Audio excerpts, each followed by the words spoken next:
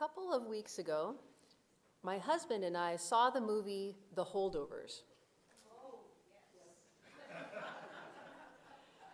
And just a couple of days ago, kind of out of nowhere, my husband said, "You know that movie we saw, The Holdovers? It was actually really depressing."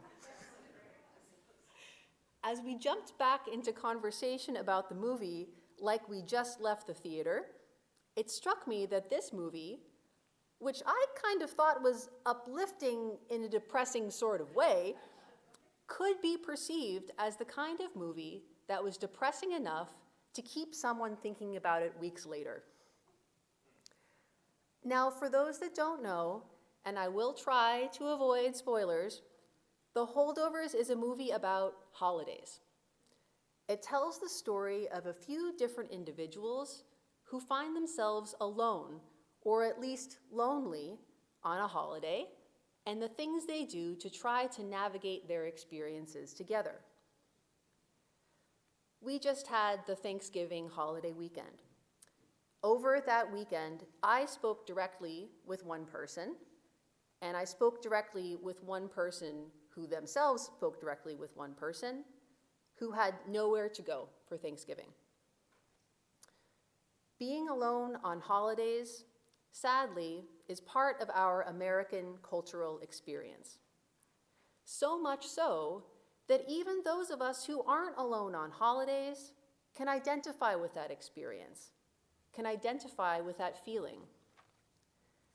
Even those of us who are with family on holidays can sometimes feel disconnected from our families, and that can make us feel alone. For the characters in The Holdovers, navigating being alone wasn't easy. And for many of us, navigating our family relationships isn't always easy. In both of these situations, it can make things easier to focus on the positive, to recognize the good. This is easier said than done. And that brings us to this week's Torah portion, in which we read the unfolding saga of the family life of our patriarch Jacob.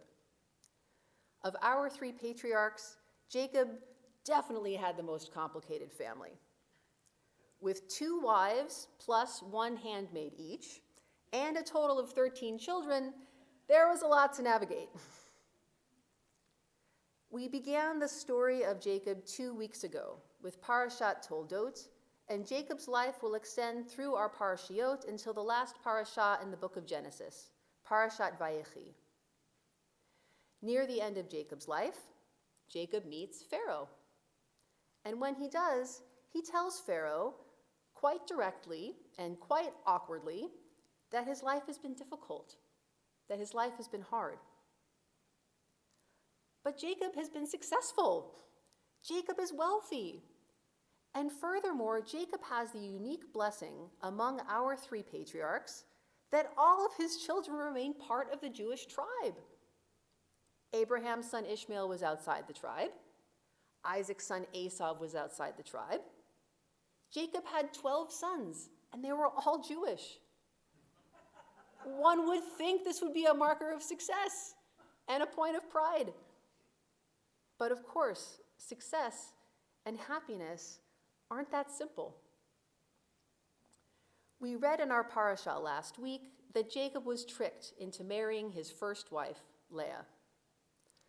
Although he was able to also marry his beloved Rachel, he had to work 14 years for his father-in-law to do so. And of course, there was the slight problem of the bonus bride, who lived in their household knowing she was unloved. While Jacob was working those 14 years, he fathered 11 children. None of those children were from his beloved Rachel. Most of them were from his unloved wife, Leah. Finally, Rachel gives birth to Jacob's favorite son, Joseph. At this point, Jacob is more than ready to leave his father-in-law Lavan, but still he works 6 more years in an attempt to get Lavan off his back. It doesn't work. And in consultation with Rachel and Leah, he plans his family's escape. They sneak away, No small task with all those children in tow. Now, of course, Lavan catches up to him, and then something really, really bad happens. In a verbal altercation with Lavan, Jacob accidentally curses his beloved Rachel. Lavan has accused Jacob of stealing, and Jacob, confident he has stolen nothing, retorts to Lavan, "Anyone with whom you find your stolen property shall not remain alive." To Jacob's assertion, the Torah itself comments, "V'lo yada Yaakov ki Rachel genavatam." Jacob did not know that Rachel had stolen from Lavan. Jacob did not know Rachel was the thief. That occurrence, and that pasuk from Torah, was in last week's parashah. In our parashah this week, Jacob's beloved Rachel dies. While in last week's parashah, the Torah was direct in describing what happened, in this week's parashah, the Torah refrains from addressing it, as if the pain of the reality is too great to bear. The classical Torah commentators on last week's parashah, like the Torah itself, address the tragedy directly. Rashi, our most authoritative commentator, says pithily, "It is because of Jacob's curse that Rachel dies." Now, Ibn Ezra, one of Rashi's most outspoken critics, denies Rashi's assertion outright, rejecting the notion that Jacob is to blame. You can feel, as you read Ibn Ezra's words, his utter refusal to accept that Rachel will die because of Jacob's curse. But when we finally read about Rachel's death in this week's parashah, none of the commentators reference back to last week and pin the blame on Jacob. It feels like a silence born of compassion. Instead, they discuss the minutiae of Benjamin's naming and renaming. All of the commentators acknowledge that Rachel gave him the name Ben-Oni, and that this name wasn't quite right. And all the commentators affirm that the new name Jacob gives him, Benjamin, is a name that signifies strength. It feels as if Jacob needed to give himself strength to go on without his beloved. And yet, because such is the life of Jacob, he barely has time to bury Rachel before his oldest son, Reuben, sleeps with Rachel's handmaid in a not at all veiled attempt to grab at Jacob's power in the family, asserting his self-appointed superiority as the eldest son, attempting to diminish the status of Jacob's favorite son, Joseph. Now, of course, Reuben is not successful. Right at the beginning of next week's parashah, we begin to read the story of Joseph and his special coat, and once we do, we know that Jacob has successfully appointed his favorite son, Joseph, to lead the next generation of the family. For Jacob, throughout his life, navigating his family relationships wasn't easy. Even though many of us start to feel a bit dizzy as we try to follow each step of Jacob's family drama, we can agree with Jacob, based on our probably less eventful personal experiences, navigating family relationships isn't easy. But family is still so important. Family is still so precious. And that's why we have to recognize the good. Now, of course, that's easier said than done. Near the end of Jacob's life, when Jacob's dazzlingly successful favorite son Joseph introduces him to Pharaoh, who is a strikingly successful man in his own right, Pharaoh approaches Jacob with deference, with respect. Pharaoh asks Jacob politely, "How many are the years of your life?" Jacob responds with age and bitterness. "The years of my sojourn on earth are 130. Few and hard have been the years of my life, nor do they come up to the lifespans of my fathers during their sojourns." Then Jacob bids Pharaoh farewell and promptly leaves. Pharaoh doesn't have a chance to get a word in edgewise.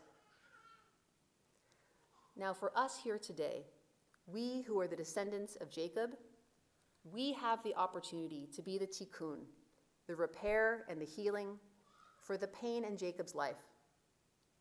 We have all had our struggles. We can all find reasons to be bitter. But we don't have to focus on our bitterness. Instead, we can focus on our blessing. We remember our movie The Holdovers, which left at least some viewers with a feeling of uplift. The characters in the film who experienced personal tragedies that rival those of our patriarch Jacob eventually find connection, eventually find redemption. They reach a place within themselves where life is worth living. For me, I continue to step into my role as Adat Shalom senior rabbi, marking 5 months as the spiritual leader of our community. I continue to learn our community's story, and I am filled with pride as I read the names and remember the faces of all those in our community who have come before us. We are still here 75 years later. I take such inspiration from our community's living redemption, from the fact that we continue to live and breathe and stand strong together today. Now, of course, in life, there's always what to kvetch about. And even worse, there's always what to legitimately worry about. And yet, we can make the choice to appreciate what we have, to focus on the good. Now, I know some of you are listening and thinking, why should I? Why, in this horribly broken world, would I focus on the good? The answer is because we want to. In other words, when you, like Jacob, come to the end of your life and meet someone like Pharaoh, how are you going to introduce yourself? What are you going to say? Our characters in The Holdovers don't sugarcoat the truth about their situations. But eventually, they learn that as long as they're alive, they can make the most of it. We're living in truly bitter times. And we're right in the midst of an always complicated American holiday season. This is exactly the time for us all to remember that we don't have to sugarcoat the truth. We don't have to try and hide our struggles. Instead, we can acknowledge that friendship and community can be our lights in a time of darkness. We can acknowledge the blessing of life given to us by our family, and we can remember to always recognize the times we feel connection, the times we feel at home, and the times we experience love. Shabbat Shalom.